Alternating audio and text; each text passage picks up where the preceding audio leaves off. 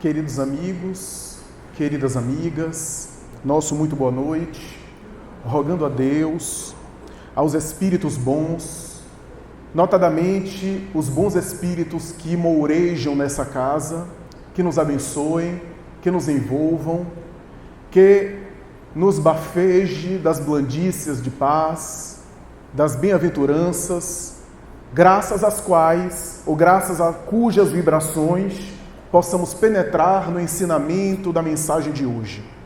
Ao longo de alguns meses, nessa instituição aqui abençoada, pela primeira vez estamos na terça-feira, mas temos falado sobre as bem-aventuranças ao longo dos tempos, e cujo conteúdo tem sido gravado e mais tarde disponibilizado gratuitamente nos ecossistemas virtuais, particularmente em nosso canal. E ao longo dos tempos temos abordado cada uma das bem-aventuranças, que são versículos específicos do Evangelho de Jesus. Dizemos isso para afirmar que aqueles que têm nos acompanhado, especialmente aos sábados que temos vindo nessa casa, devem recordar dessa introdução que a gente vai fazer aqui, por conta de ser um aspecto geral das bem-aventuranças, do Evangelho de Jesus e particularmente do Sermão da Montanha.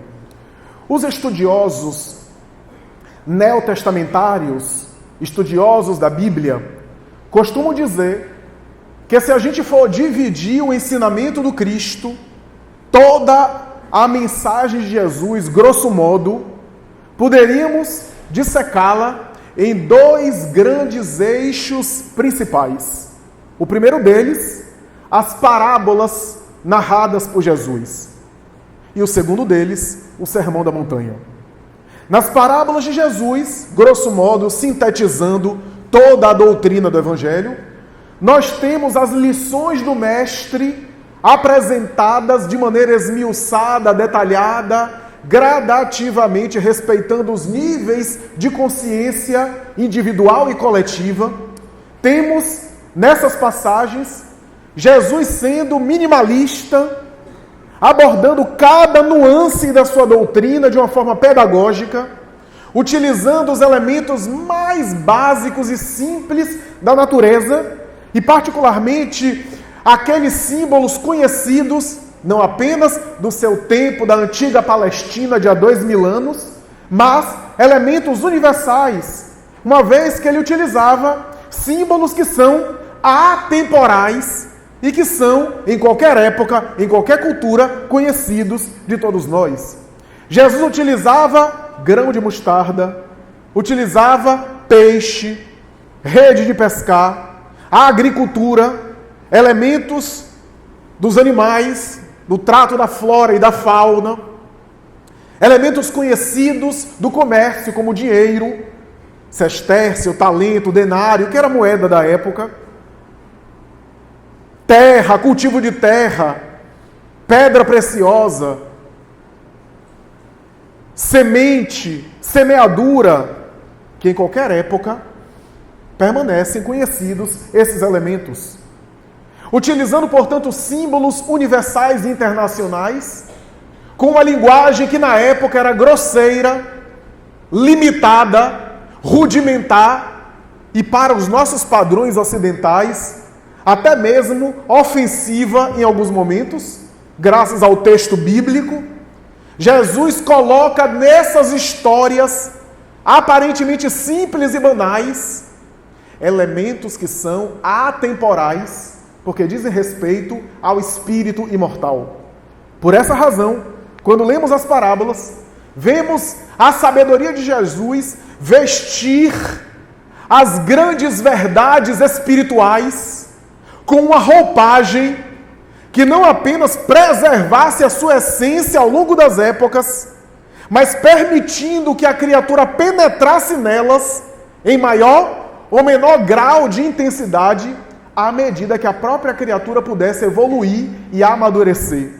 As parábolas conseguem abranger, catalisar e contemplar os diferentes níveis de maturidade, de consciência, desde os mais infantis, que conseguia captar a história básica, até aqueles que conseguiam penetrar mais profundamente na ética, na moral e na espiritualidade de cada parábola. As parábolas de Jesus também tinham a intenção de preservar os ensinamentos dele das futuras adulterações. Porque se pode adulterar uma frase, trocando às vezes uma vírgula, uma pontuação, ou colocando no meio uma palavra, uma história, se você alterar qualquer coisa da história, a história perde sentido. E através das parábolas, sem que a mente medieval interesseira em distorcer o cristianismo percebesse, aquelas parábolas que não foram mexidas preservaram as verdades espirituais para que os tempos futuros pudessem reconhecê-las. E o segundo eixo, o Sermão da Montanha, é aquele momento no qual Jesus apresenta a sua doutrina sintetizada, de maneira sucinta, de maneira extraordinária.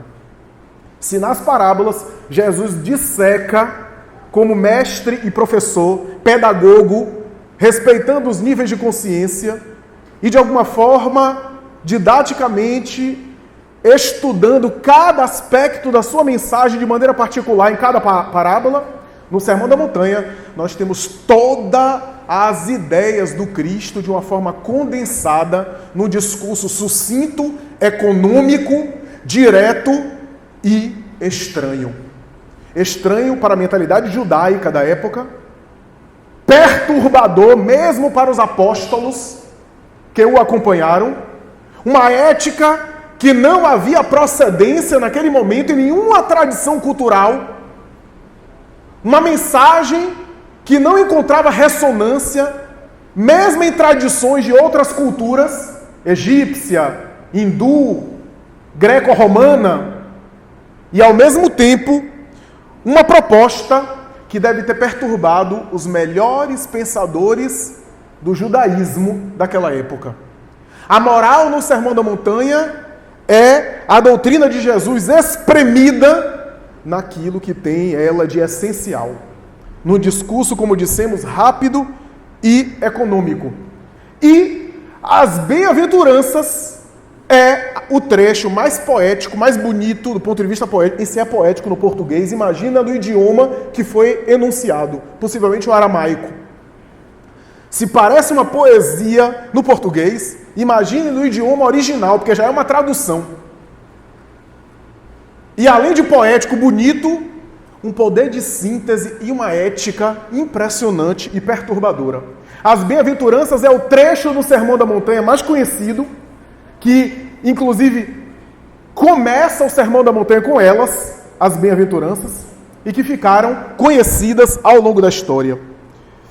Permitam-me ler o texto, embora seja muito conhecido dos espíritas e dos cristãos de uma maneira geral, mas gostaria de pedir licença para ler Mateus capítulo 5, versículo 3 até 12, somente. Porque o versículo 1 e o versículo 2 é apenas Jesus chegando diante da multidão e levantando a sua voz, tal. Mas vou começar já ele enunciando o discurso. Primeira bem-aventurança. Bem-aventurados os pobres de espírito, porque deles é o reino dos céus. Bem-aventurados os que choram, algumas traduções está, os que sofrem. Nós estamos usando a tradução do padre João Ferreira de Almeida, uma das mais conhecidas. Bem-aventurados os que choram, porque eles serão consolados. Bem-aventurados os mansos, porque eles herdarão a terra. Bem-aventurados os que têm fome e sede de justiça, porque eles serão saciados. Bem-aventurados os misericordiosos, porque eles obterão misericórdia. Bem-aventurados os limpos de coração, porque eles verão a Deus. Bem-aventurados os pacificadores, porque eles serão chamados filhos de Deus. Bem-aventurados os que são perseguidos por causa da justiça, porque deles é o reino dos céus. Bem-aventurados sois vós, quando vos injuriarem e perseguirem, e mentindo, disserem todo mal contra vós por minha causa. Esse é o nosso tema. E aí, o último versículo, que não é uma bem-aventurança, mas a conclusão, quando Jesus fala: alegrai-vos e exultai, porque é grande o vosso galardão nos céus. Porque assim perseguiram aos profetas que foram antes de vós. Os espíritas sabemos que Jesus é o espírito mais perfeito que Deus ofereceu ao homem para ser seu guia e modelo.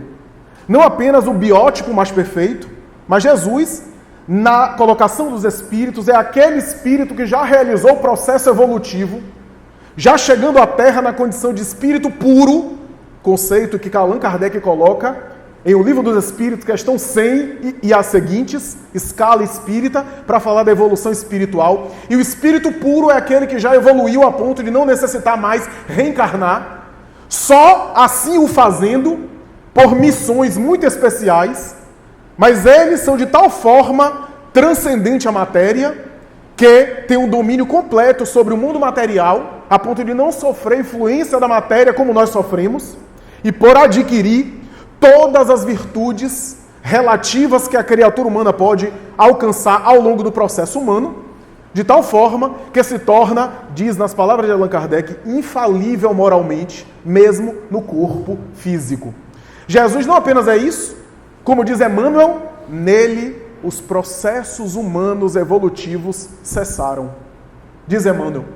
E vai dizer mais ainda Emmanuel em outra obra, por Chico Xavier, A Caminho da Luz, que quando o planeta se forma há bilhões de anos, 4,6, 4,8, Jesus já havia realizado o processo evolutivo de tal forma que se encontrava responsável por nosso planeta na condição de espírito puro, de tal forma que ele já era puro nessa época, 4,6 bilhões de anos.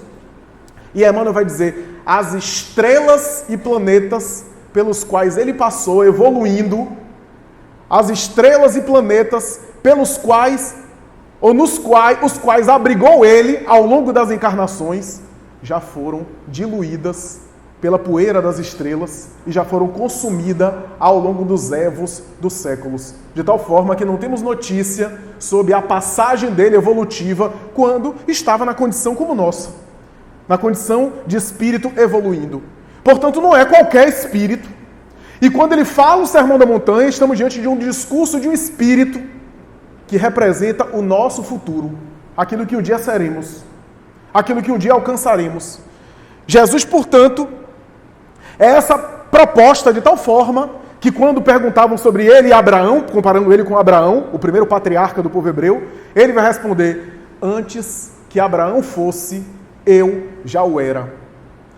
Aquilo deve ter escandalizado a tradição judaica, que considerava o primeiro patriarca mais importante do que qualquer profeta depois.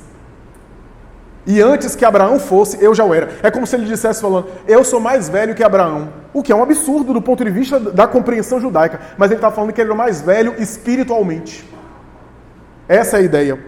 Bom, o Sermão da Montanha é um texto tão perturbador e tão intrigante que mesmo religiosos cristãos bateram cabeça em cima desse texto.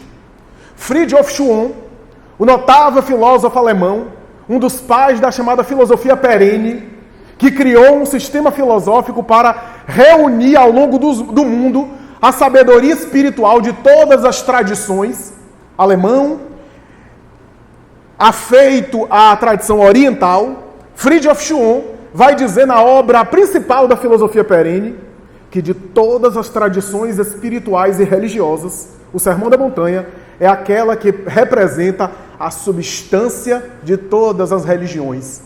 É a quintessência da espiritualidade que você pode encontrar em qualquer cultura religiosa. E não é apenas ele que fala sobre isso. Mahatma Gandhi, que não era cristão, era hinduísta, dizia, eu achava que a minha mensagem de ahimsa, não violência, era uma mensagem nova, uma mensagem original. Mas quando eu li Mateus capítulo 5, versículo de 1 a 12, as bem-aventuranças, eu descobri que alguém já tinha falado algo até muito melhor. Eu não sou cristão, mas posso dizer que se todos os livros fossem perdidos e ficasse apenas o Sermão da Montanha, particularmente as bem-aventuranças, nada estaria perdido. E digo mais, o hinduísta que quiser ser um hindu completo tem que ler o Sermão da Montanha. Tem que conhecer o Sermão da Montanha. Palavras de um não cristão, Mahatma Gandhi. O Espírito Emmanuel, mais uma vez, por meio de Chico Xavier, vai dizer que o Sermão da Montanha é a plataforma política de Jesus. Todo partido político tem a sua plataforma. A plataforma é aquela ideia que resume as ideias principais do candidato a uma eleição no seu partido político. A plataforma de um político, de um representante, de um candidato a uma eleição, é um resumo das suas ideias com as quais ele vai defender o seu pleito de concorrer a um cargo público e ser votado. São as ideias principais. Todo partido político tem a sua plataforma. Emmanuel vai dizer que o Sermão da Montanha é a plataforma de Jesus, a plataforma divina. O que significa dizer que até para os espíritos, o Sermão da Montanha é aquelas ideias básicas, essenciais, e não é à toa que teologias católicas e protestantes ao longo dos séculos, ao longo dos tempos, teólogos, estudiosos, estudaram o Sermão da Montanha e alguns chegaram a conclusões, algumas até absurdas, ou melhor, esquisitas. Muitos teólogos chegaram à conclusão que a moral que está no Sermão da Montanha é uma utopia, impossível de ser praticada, de ser vivenciada. E por isso a teologia fica se apegando a trechos que falam de salvação, o que é necessário para ser salvo ou não, se vai para o inferno ou não vai, e às vezes ignora as partes essenciais, especialmente o Sermão da Montanha. Allan Kardec fez diferente. Quando Allan Kardec elaborou o Evangelho segundo o Espiritismo, toda a moral que está presente no Evangelho segundo o Espiritismo, eu diria que os versículos que ele recortou, 90% ou mais, está no Sermão da Montanha. Ele deu preferência à moral que estava ali no Sermão da Montanha. Bom, o Sermão da Montanha aparece em Mateus e em Lucas. Só que de modo tão diferente que alguns até especulam se realmente é o mesmo sermão, embora bem-aventurados e narra. Bem-aventurados, mas em Lucas aparece, primeiro que em Lucas aparece o Sermão da Montanha durante todo o Evangelho. E em Mateus está condensado em um capítulo, o que chama atenção. Mateus, a gente sabe hoje que é um evangelista que fez um evangelho pedagógico, um evangelho temático. O evangelho de Mateus, ele arrumava, não como foi dito no tempo, mas arruma por temas. É um intelectual judeu falando aos seus irmãos judeus. Daí tem um capítulo só de parábolas. Ninguém vai achar que Jesus passou um mês só falando parábolas. Aí Pedro, Senhor! Não, Pedro, esse mês é só parábola. Ninguém vai achar isso. Mas ali está arrumado de uma forma temática, né, os discursos de Jesus. Mateus arrumou de uma maneira inteligente. Lucas não. Nós sabemos que Lucas não conheceu Jesus pessoalmente. E Lucas escreveu o seu evangelho especialmente ouvindo Maria de Nazaré, a mãe de Jesus. Por isso o evangelho de Lucas é o mais rico de detalhes da infância do Cristo. Então é um evangelho cronológico. O que é que isso é importante para a gente saber? É importante para a gente saber que aquele discurso do Sermão da Montanha possivelmente foi dito por Jesus várias vezes, e não apenas uma única vez. Daí as diferenças no texto, daí as diferenças de palavras e de aspectos. Daí, no Evangelho de Mateus está presente no Evangelho inteiro, o Sermão da Montanha, frases isoladas, né? Todo o sermão durante todo o Evangelho. E no Evangelho de Lucas tem alguns momentos que existem as más aventuranças, que é a expressão que alguns teólogos usam, que é: e ai de vós, ricos que rides hoje, e ai de vós que gozais hoje, e ai de vós, os chamados ais da teologia. Mas o texto do Sermão da Montanha é muito mais conhecido no Evangelho de Mateus, pela sua cronologia, pela sua unidade orgânica, pela sua beleza poética, pela sua profundidade. Em Mateus é o texto que é conhecido, as bem-aventuranças são bem encadeadas, só que aqui eu trago uma informação do mundo espiritual. No livro Boa Nova, do Espírito Humberto de Campos, por Chico Xavier, a entidade narra um dia que Jesus chegou para falar um desses discursos, e quando ele começa a falar, que era o Sermão das Bem-aventuranças, Mateus estava presente e anotou ao vivo, online. Essa é uma informação importante que Humberto de Campos traz. Ou seja, Mateus não apenas estava ouvindo, mas anotando na hora. Talvez é por isso que o Evangelho de Mateus tem essa beleza. A verdade é que esse discurso deve ter se repetido. No Antigo Testamento, o gênero bem-aventuranças existe. Não foi uma coisa inventada por Jesus, já existia esse gênero literário e essa forma de se comunicar. Bem-aventurança era um gênero literário para falar do tema felicidade, do tema plenitude. Só que as bem-aventuranças que a gente vê no Antigo Testamento, no Velho Testamento, são muito diferentes. Tem umas que são até de chocar. Você pega o livro de Reis, de Crônicas, os Salmos, né? Tem umas passagens que dizem assim: bem-aventuradas és tu, Israel, que pisoteia na cabeça dos teus inimigos. Bem-aventurado és tu, abençoado por Jeová, que ele compensa, ele presenteia com pelo menos 2 escravos. Porque o judeu acreditava que quando o indivíduo era abençoado por Deus, ele tinha que ter posses materiais. Essa era a compreensão, né? Inclusive escravos. Então, vejamos que é um outro sentido. Jesus elevou o gênero literário das bem-aventuranças, mas não apenas isso. Introduziu no discurso de bem-aventuranças a sua doutrina em síntese ali. Cada frase do Sermão da Montanha, e em especial das bem-aventuranças, é uma verdade maior espiritual. Cada bem-aventurança é um aspecto do espírito imortal, das leis de Deus. E aí você pega as bem-aventuranças, você percebe que existe um encadeamento lógico e uma sequência cronológica.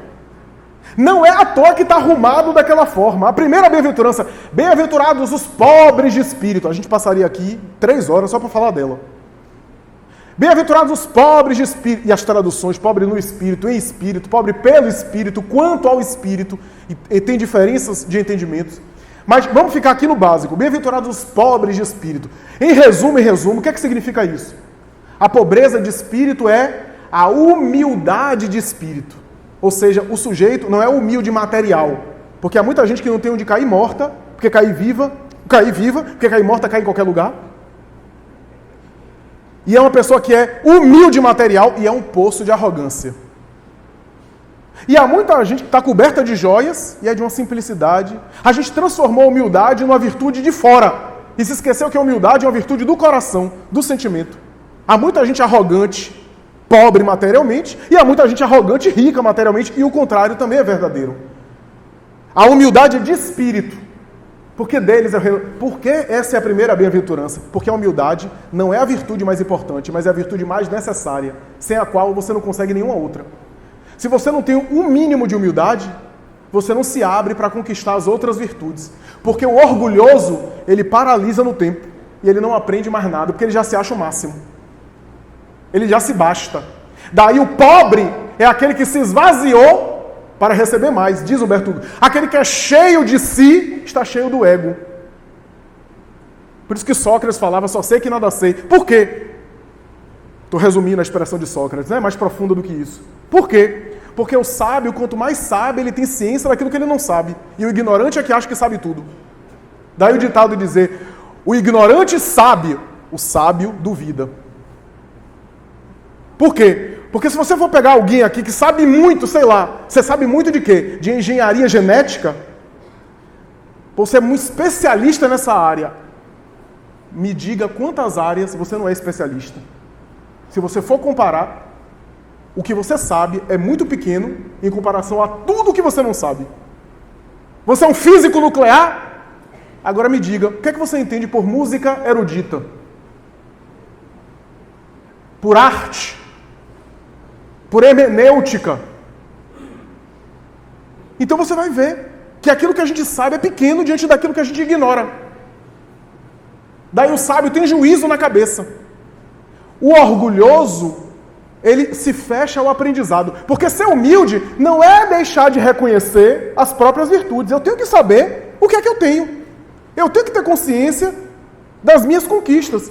Se eu não tiver consciência das minhas conquistas, ou me depreciar, aí já é um problema de baixa autoestima. Aí já é outra questão.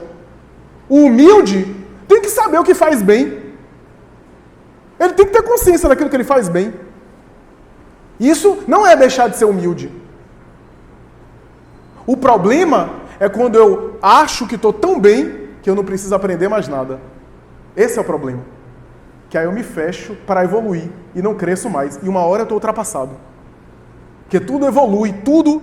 Então, por que essa é a primeira bem-aventurança? Porque sem essa não conquista o resto. Sem a humildade, você não evolui, não cresce e não vai para as outras.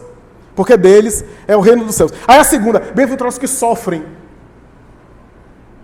porque serão consolados. Todo mundo que chora ou que sofre deve ser consolado. E aqueles que choram por ódio? Aqueles que sofrem por vingança? Quem é esse que sofre que serão consolados? São os pobres de espírito, porque deles é o reino dos céus. Uma bem-aventurança vai puxando a outra. Bem-aventurados os mansos, aqueles que se dominaram, porque herdarão a terra. Olha a compensação, herdar a terra. Aí no versículo 9, bem-aventurados os pacificadores. Manso e pacificador parece a mesma coisa, mas o manso é aquele que se dominou. O pacificador é aquele que, depois de ter se dominado, está pacificando, fazendo a paz. Eu não posso fazer paz se eu não conseguir dominar primeiro as minhas violências internas. Por isso que primeiro é mansos, herdarão a terra, depois pacificador, porque serão chamados filhos de Deus. Olhe como as compensações vão mudando. Herdar a terra é bom, mas ser chamado filho de Deus é melhor. Filho de Deus, a expressão no judaico, filho de Deus tem a ver com aquele que já é divino, ou seja, aquele que já se espiritualizou. Filho da luz, filho de Deus, né? Ou seja, tem uma natureza divina, desenvolveu a natureza divina.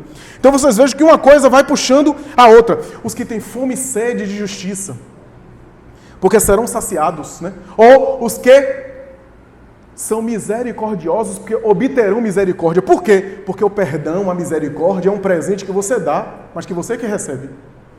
É que fica para você. Então uma coisa vai puxando a outra. E aí a gente vai para a penúltima, os que são perseguidos por causa da justiça. O que é que isso quer dizer? Justiça na expressão do Antigo Testamento não é justiça no sentido nosso. Justiça no Antigo Testamento significava não apenas a lei, mas o código espiritual. Porque a lei era o código civil e o código espiritual da tradição. Então quando fala da lei, da justiça, estava falando da ética espiritual, dos mandamentos, que era uma coisa só. Daí os operadores do direito na época eram também sacerdotes do templo, fariseus, doutores da lei. Então, veja, justiça naquela época não era apenas algo do ordenamento jurídico. Tinha a ver com algo espiritual. Tanto é que Deus era chamado o justo. E um profeta santo era também chamado justo. Deus era o justo dos justos.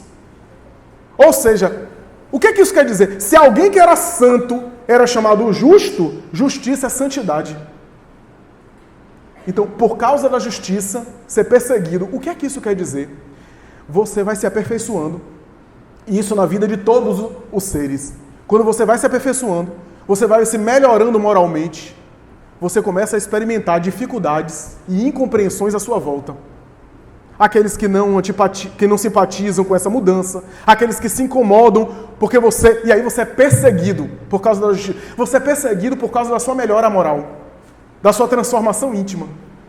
Porque, veja, eu vou ilustrar com um exemplo bem banal. Se você está trabalhando num local e você é uma pessoa cumpridora dos deveres, você chega no horário, sai no horário, você é honesta, você é dedicada, e você tem um colega do lado que é o oposto, você não precisa apontar o dedo para ele e acusar. A sua conduta mostra para ele aquilo que ele não é.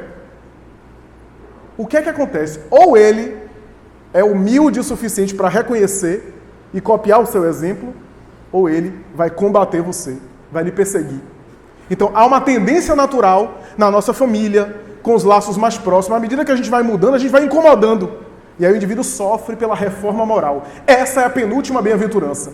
O nosso tema é da última. Qual é a diferença dessa penúltima para a última? É porque a penúltima fala por causa da justiça.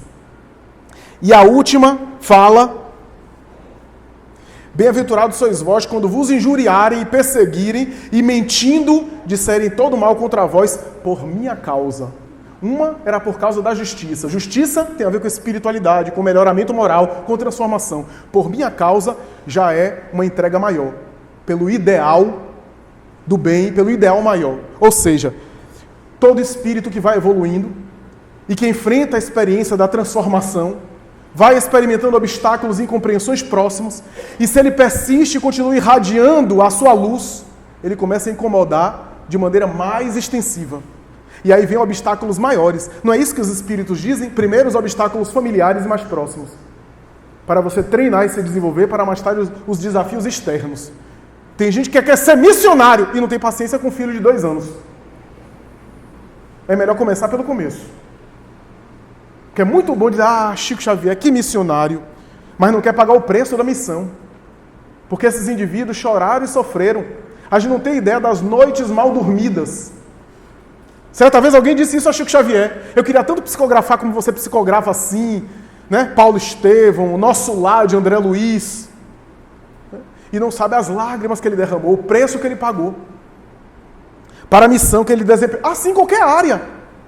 Às vezes até na área material, uma pessoa triunfou na vida financeira, na vida social, e a gente não sabe o quanto ele se dedicou àquilo. De maneira honesta, claro. Porque tem também os outros casos. Mas de maneira honesta, não sabe o preço que ele pagou. Qualquer ideal. Certa vez perguntaram a Jascha Heifetz, o maior violinista do século XX considerado. Esse judeu que tocou e encantou a vida inteira. Que fez interpretações maravilhosas do repertório clássico erudito. Uma senhora abordou ele no final de uma apresentação no Carnegie Hall. Jascha Heifetz, eu daria toda a minha vida para tocar como você toca. E ele disse, é justamente isso que eu faço. Eu dou toda a minha vida para tocar como eu toco. Minha senhora, desde os 4 anos, eu não sei o que é lazer. A minha vida tem sido esse violino. Eu chego a treinar 15 horas por dia até os dedos sangrarem para continuar com a técnica perfeita. Então eu dou a minha vida para tocar como eu toco. Parece uma resposta arrogante, mas é verdade. Porque a pessoa vê o outro brilhando e não sabe o preço que pagou. O esforço que fez. Então você veja que é que nem videogame. Quanto mais passa de fase, mais difícil fica.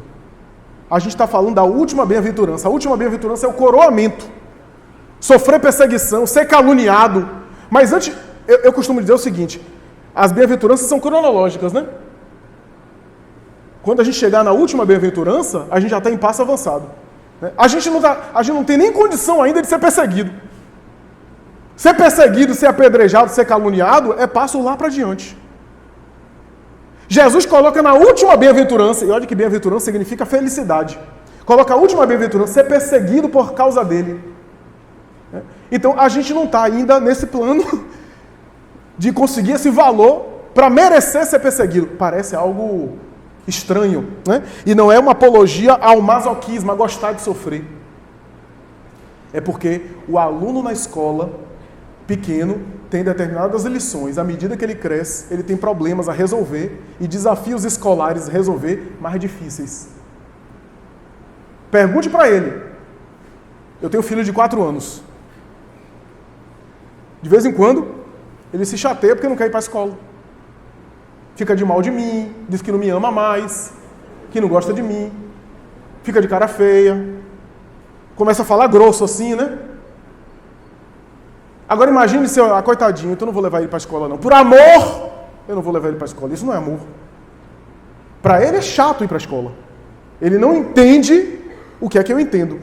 E ele não tem compreensão do amor que eu tenho por ele. Porque, para ele, amor... O que é que um menino de 4 anos entende de amor? Amor para ele é prazer. O espírito também tem uma infância. E de vez em quando é convidado à escola. E a gente se chateia, briga com Deus, se divorcia da divindade. É a mesma coisa. Quando eu li no Evangelho segundo o Espiritismo a frase do Espírito, um Espírito amigo, capítulo 9, a paciência.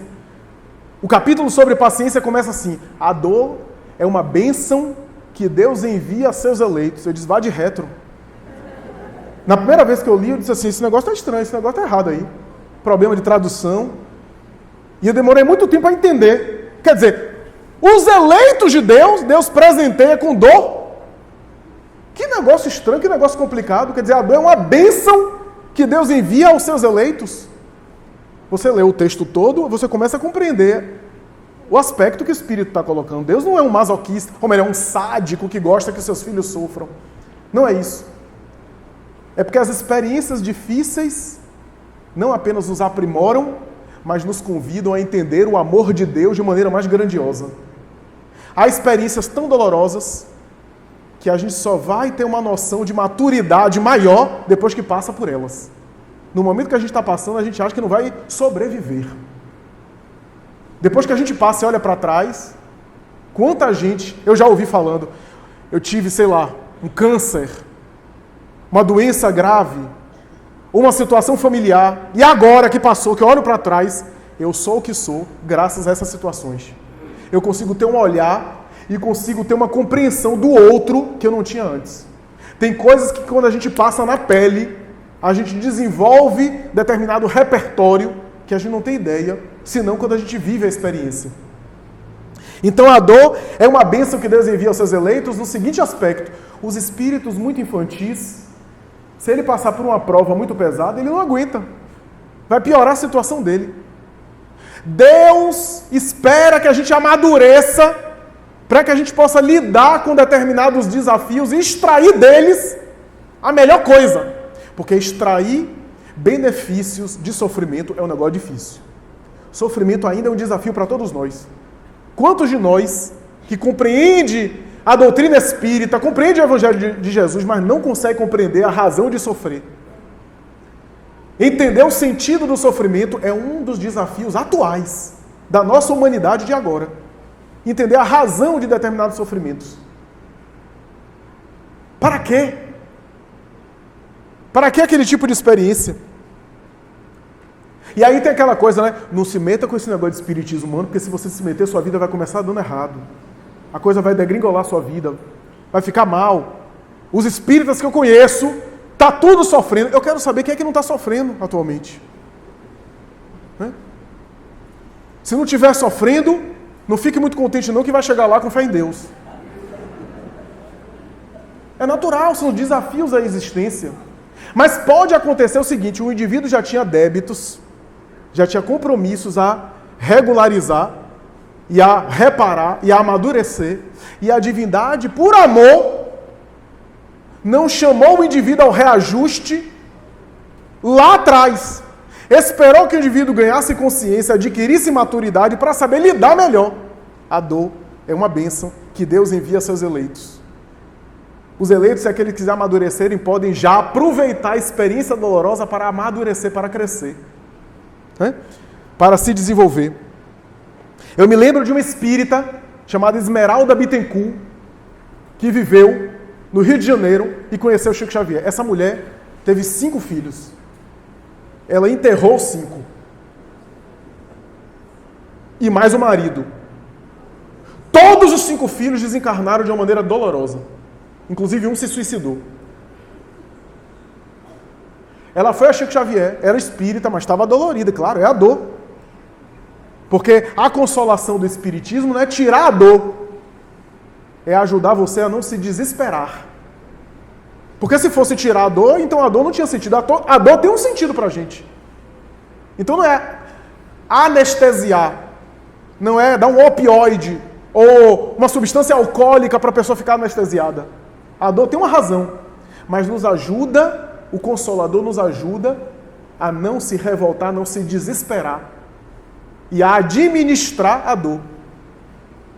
Ela foi a Chico Xavier.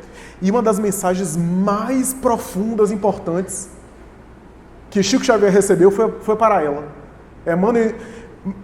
O médium entrou em transe e Emmanuel escreveu uma mensagem falando das razões que remetiam à noite de São Bartolomeu, agosto de 1572, quando ela foi uma das protagonistas daquela história.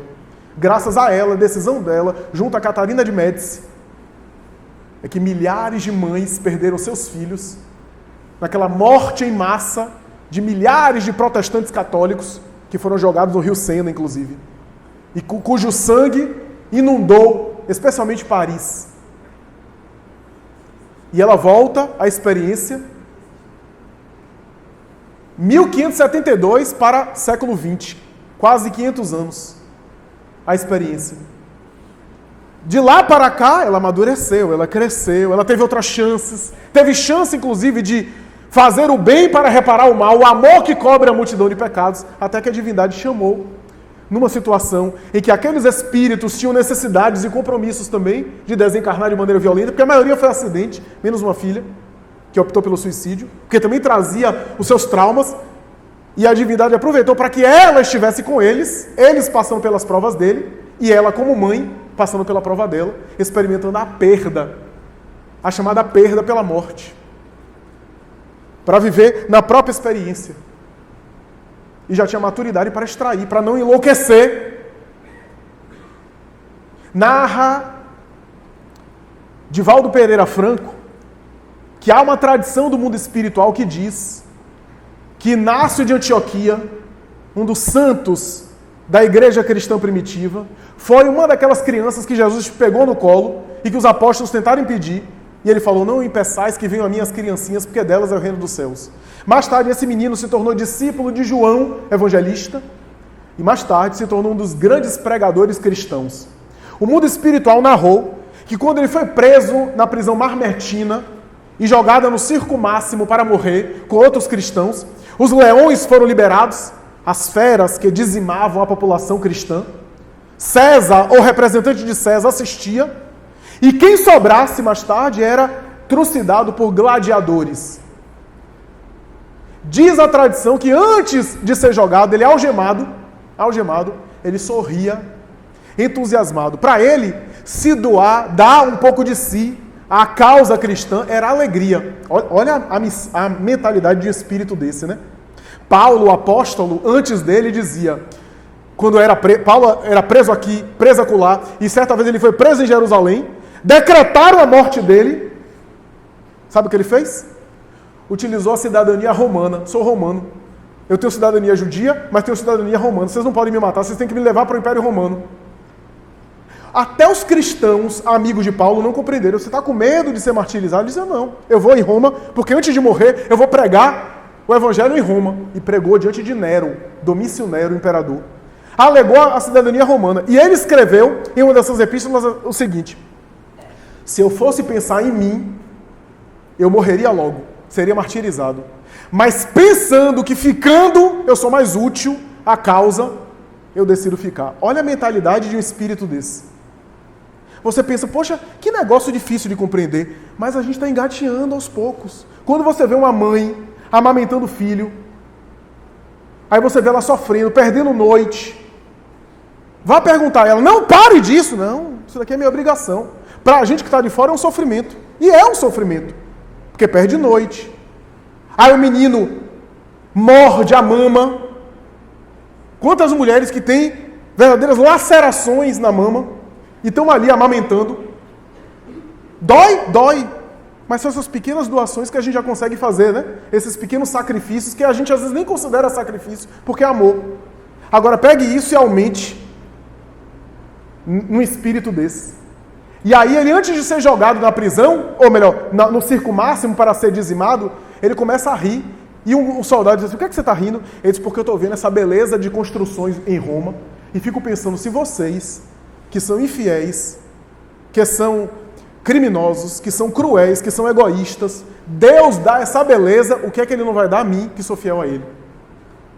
O soldado dá um tapa na sua cara, joga ele na arena, ele ajoelha, fecha os olhos, as feras são liberadas, famintas, começam a devorar crianças, mulheres, idosos, e ele fica esperando o momento que será martirizado, e por incrível que pareça, o momento não chega.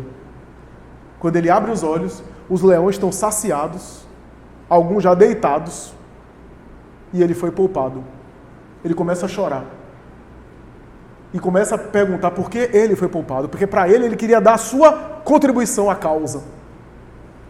E aí a população começa a pedir que poupe a vida dele, porque de alguma forma os deuses romanos deveriam ter poupado a vida dele. O representante de César coloca o polegar para cima, ou seja, para poupar a vida dele.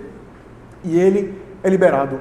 Mas diz Divaldo Franco, por Joana de Ângeles, que naquele momento, ele chorando, ele teve uma visão espiritual. Aparece um ser espiritual que se aproxima dele e diz, Inácio, meu filho, tu não foste poupado.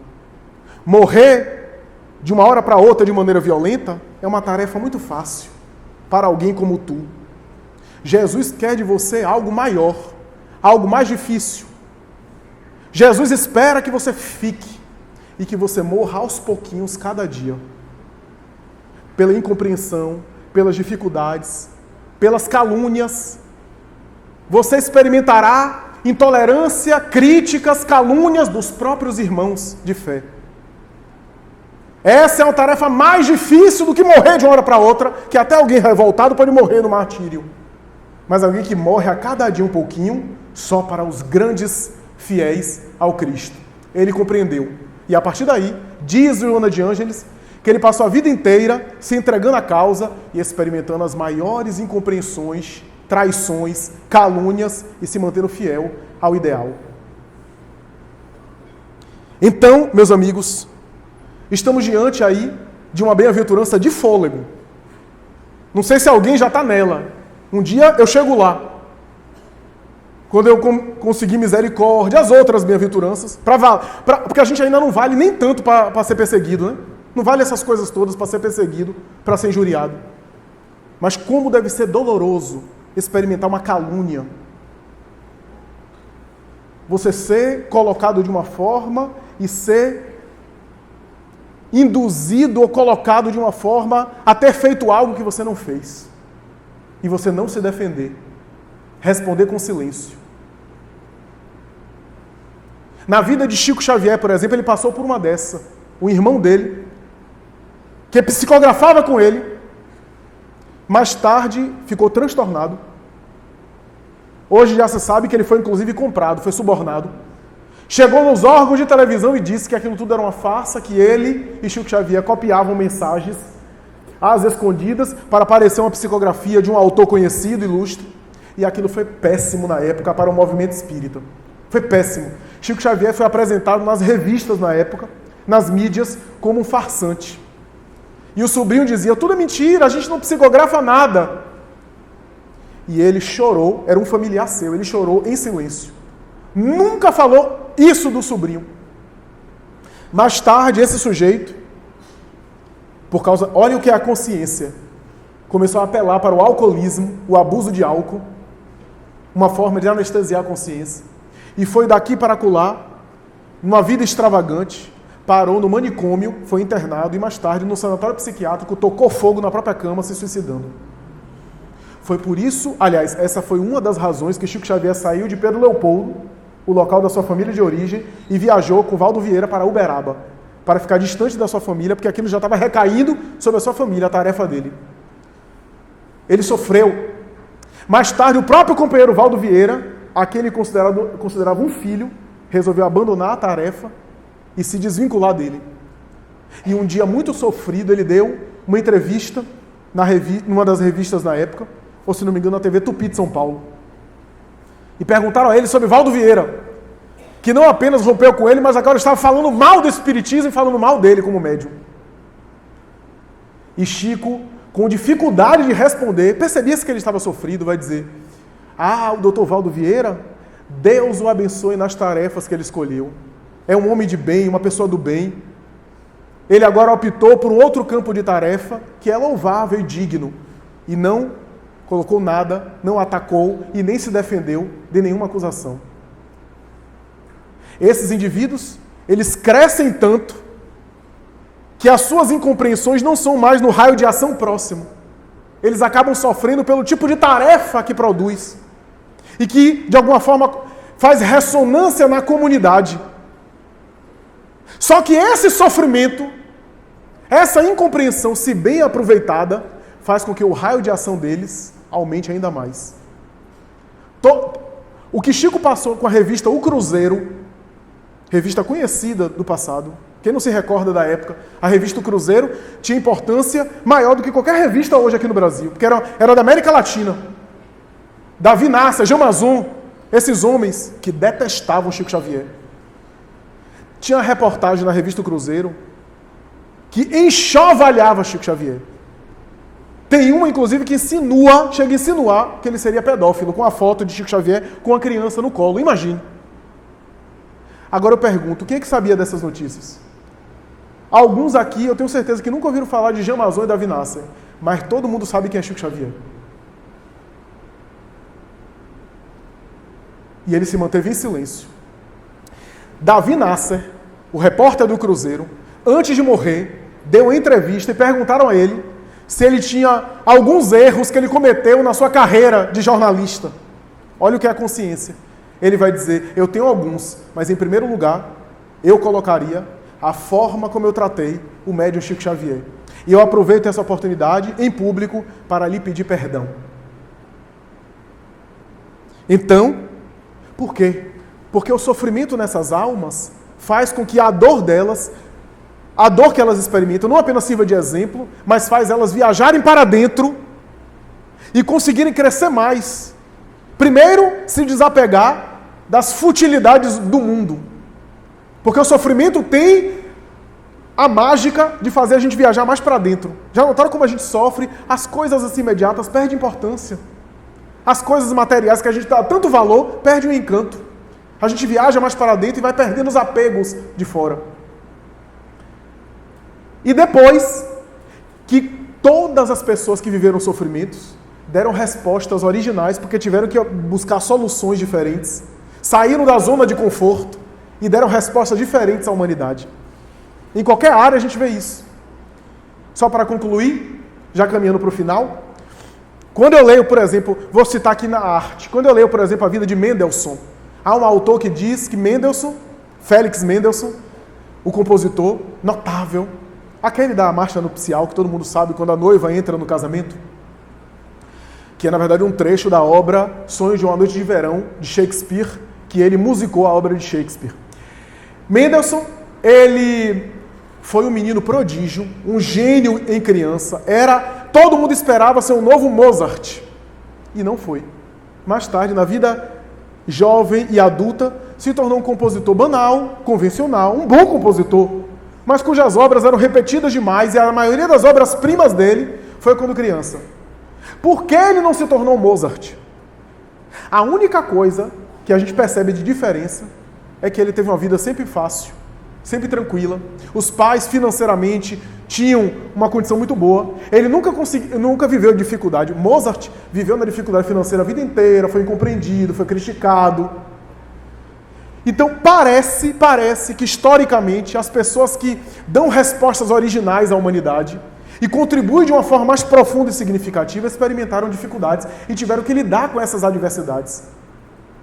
Quando eu vejo um Beethoven ficando surdo, ele já era um compositor extraordinário antes da surdez. Antes da surdez.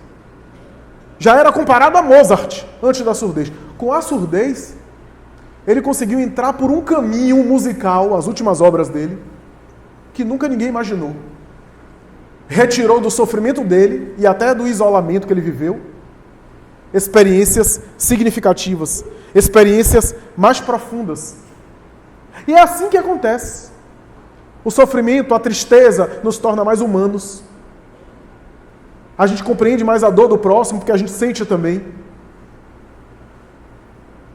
E no caso desses grandes homens e mulheres, nem precisando sofrer, porque já contribuíram com o bem na humanidade, ao sofrerem, pareciam se agigantar mais e pareciam tirar aspectos de luz ainda mais fortes dentro deles mesmos para iluminar. Para iluminar os outros e iluminar a si mesmos. À medida que experimentavam obstáculos, tinham que apresentar estratégias mais eficientes diante daqueles obstáculos. E assim, de alguma forma, aprimoraram-se, amadureceram-se e, de alguma forma, desenvolveram sua sensibilidade ainda maior. Quando você vê um Toulouse-Lautrec com os problemas de saúde, quando você vê uma Helen Keller cega, surda, muda, e com exemplo de sensibilidade e de afeto pela humanidade, quando você vê esses homens e mulheres notáveis, alguns dos quais eram espíritos que escolheram, sem necessitar, escolheram a experiência de dor e de limitação para exemplificar para a humanidade, a gente percebe que quanto mais eles sofriam, mais eles experimentaram dificuldade, eles conseguiram lidar de uma forma administrativa, de uma forma sábia com o sofrimento, a ponto de não se atormentarem. O que não significa dizer que a nossa vida na Terra deve ser um mar de sofrimentos. E nem que a gente deve ficar gostando de sofrer ou buscando o sofrimento. Nada disso. O que não significa dizer que a gente deve ficar achando que somente com a dor a gente se ilumina.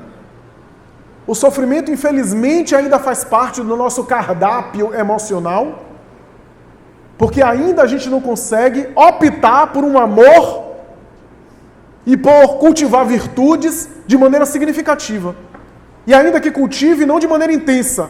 A dor faz a gente despertar determinadas áreas. E por isso que Jesus diz, alegrai-vos e exultai, porque é assim que fizeram com os profetas, ou seja, os missionários profetas, que eram espíritos mais amadurecidos, passaram por essas experiências. Porque com essas experiências eles não apenas aceleraram o seu processo de crescimento, evoluíram mais, bem-aventurados aqueles que já podem evoluir mais. Porque o projeto divino não é você transformar o mundo de fora para dentro.